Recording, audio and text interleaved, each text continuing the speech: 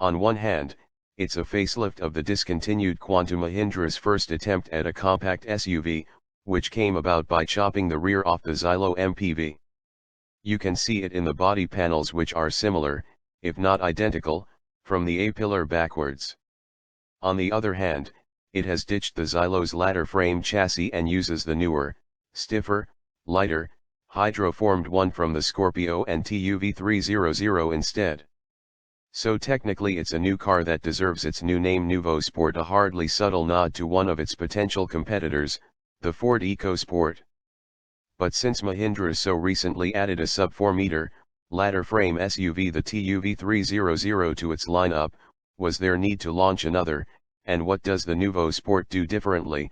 Quality levels appear to have improved since the Quanto, but they're still nowhere near class standards, and even feel a notch down on the freshly designed TUV300. There are also some odd design decisions in the cabin. There's an electronic release button for the fuel tank, for instance, but no button to unlock the doors from the inside. You have to lift the knob on the door. And while there is a screen between the dials, it only shows the odometer.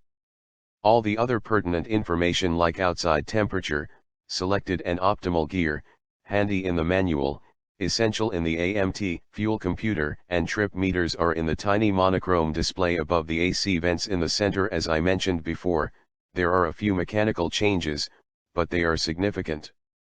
The Scorpio and TUV's new generation ladder frame chassis has been squeezed into the Quanto's body in white, and so the shape and stance has had to be kept identical.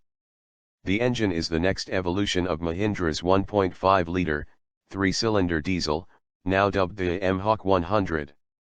This implies that its power output is 102 HP, or 100 bhp, and torque is 240 Nm, and while those numbers are similar to the old Quantos, Mahindra says this is from an all-new engine family, and as such is closer related to the TUV300's MHAWK80 engine.